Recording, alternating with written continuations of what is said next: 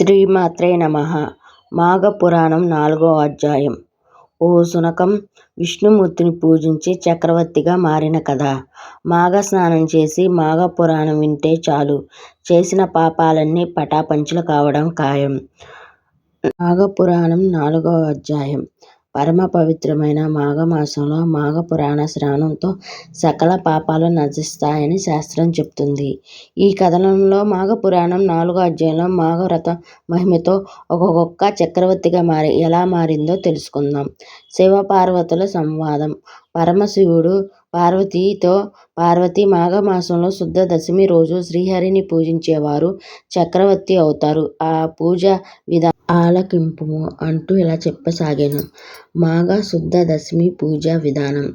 మాఘ శుద్ధ దశమి రోజు సూర్యోదయంతోనే నదీ స్నానం చేసి, నదీ తీరంలో గాని స్వగృహంలో గాని మండపాన్ని ఏర్పాటు చేసి, ఆ మండపంలో గోమయంతో అలంకరించి అష్టదళ పద్మం వేసి దానిపై కలశం పెట్టి, కలశం మధ్యలో లక్ష్మీనారాయణ ప్రతిమను ప్రతిష్ఠించి, పీఠ మధ్యలో శాలగ్రామం ఉంచి తులసి దళాలతో పుష్పాలతో లక్ష్మీనారాయణ షోడశనామాలతో పూజించాలి. అనంతరం పాయసం భక్షభోజాలు నివేదించాలి. బ్రాహ్మణులకు బియ్యం, బెల్లం, ఉప్పు దానం ఇవ్వాలి. తరువాత పూజా అక్షంతలు శిరస్సుపై ధరించి భక్తితో మాఘపురాణ శ్రవణం చెయ్యాలి. ఇలా చేసిన వారికి జన్మాంతర పాపాలు నశిస్తాయి. అలాగే ఈ వ్రతం చేసిన వారికి ధన సహాయం చేసిన కూడా ఉత్తమ ఫలితాలు కలుగుతాయి. పూర్వం ఈ వ్రతం చేస్తుండగా చూసి ఓ కుక్క చక్రవర్తిగా ఎలా మారిందో వివరిస్తున్నాను వినుము అంటూ శివుడు పార్వతి కథ వినిపించసాగాడు. కుక్క చక్రవర్తిగా మారిన కథ. పూర్వం సమస్త శాస్త్ర కోవిదుడగు గౌతముడు మహర్షి అనేక మంది శిష్యులతో కలిసి తీర్థయాత్రలకు చేయుచుండు కృష్ణవేణి నదీ తీరానికి చేరుకున్నాడు.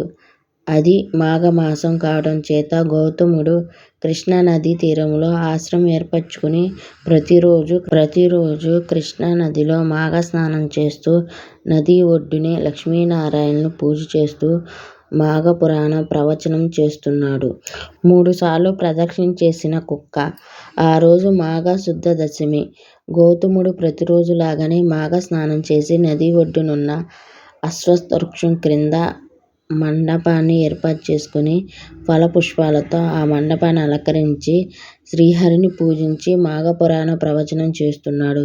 ఆ సమయంలో కుక్క అక్కడికి వచ్చి కూర్చుంది. పూజా ప్రదేశంలో ప్రవేశించే అర్హత కుక్క లేదు కనుక గౌతముని శిష్యులు కుక్కను తరిమి కొట్టగా ఆ కుక్క అశ్వత్థ వృక్షానికి ప్రదక్షిణ చేసి తిరిగి అదే స్థానంలో కూర్చుంది. శిష్యులు మళ్ళా తరిమి కొట్టగా తిరిగి అలాగే చేస్తుంది. చక్రవర్తిగా మారిన కుక్క. ఈ విధంగా కుక్క 3 ప్రదక్షిణలు పూర్తి చేసింది. మాఘ శుద్ధ దశమి ఆదివారం రోజు అశ్వత్థ వృక్షానికి లక్ష్మీనారాయణకి ముమ్మార్లు ప్రదక్షిణ చేసి పుణ్యం చేత కుక్క తన దేహాన్ని విడిచి సకల ఆభరణాలతో భూషుడై చక్రవర్తిగా మారాడు. ఆ చక్రవర్తి గౌతమ మునికి నమస్కరించి నిలిచెను. కుక్క చక్రవర్తిగా మారడం చూసిన గౌతముడు ఆశ్చర్యంతో నీవు ఎవరవు? గంధర్వుడివా? చక్రవర్తివా? నీ పూర్వజన్మ వృత్తాంతమేమిటి? అని ప్రశ్నించగా ఆ చక్రవర్తి గౌతమునికి నమస్కరించి ఇలా చెప్పసాగాను. చక్రవర్తి పూర్వజన్మ వృత్తాంతం. ఓ ముని పుంగవ, నేను వంగపు దేశ రాజును. నా పేరు వేగరథుడు. చంద్రవంశను పుట్టినను. నేను ప్రజలు కన్న బిడ్డల వలె పరిపాలిస్తూ ఉండేవాడిని. ధర్మం మీద ఆసక్తితో ఎన్నో దాన ధర్మాలు చేశాను. చెరువులు, బావులు తవ్వించాను. మహర్షులకు యజ్ఞయాగాలు చేసుకోవడానికి అవసరమైన ద్రవ్యాన్ని సమకూర్చాను. ఎన్నో గుళ్ళు నిర్మించాను. ఇన్ని చేసినా నాకు సద్గతి కలగలేదు. అందుకు కారణం ఏంటి అని చెప్పాను. ఒకనాడు నా వద్దకు పెంగుళుడనే ముని వచ్చి తాను చేసిన యజ్ఞానికి అవసరమైన ద్రవ్యాన్ని కోరాడు. చక్రవర్తిగా ముని నేను యథాశక్తి సత్కరించి అప్పుడు ఆ ముని నాతో, రాజా, నీకొక రహస్యం చెప్తున్నాను విను. మాఘమాసంలో సూర్యోదయం వేళ నదీ స్నానం చేసి మాఘవ్రతాన్ని ఆచరించి మాఘపురాణ శ్రవణం చేస్తే అశ్వమేధ యాగం చేసిన ఫలం లభిస్తుంది. విష్ణు అనుగ్రహం కలుగుతుందని చెప్పాడు. కర్మవశాత్తు ముని మాటలు విని నేను ధిక్కరించాను. ఆ మునితో నేను చలి బాధలు తట్టుకోలేను. చలికి మరణిస్తాను. మరణించాక నేను ఏ ధర్మం ఆచరించలేనని చెప్పి మాఘస్నానం చేయడానికి ఒప్పుకోలేదు. ఆ మహర్షి నాకు నచ్చచెప్పడానికి ప్రయత్నించాడు.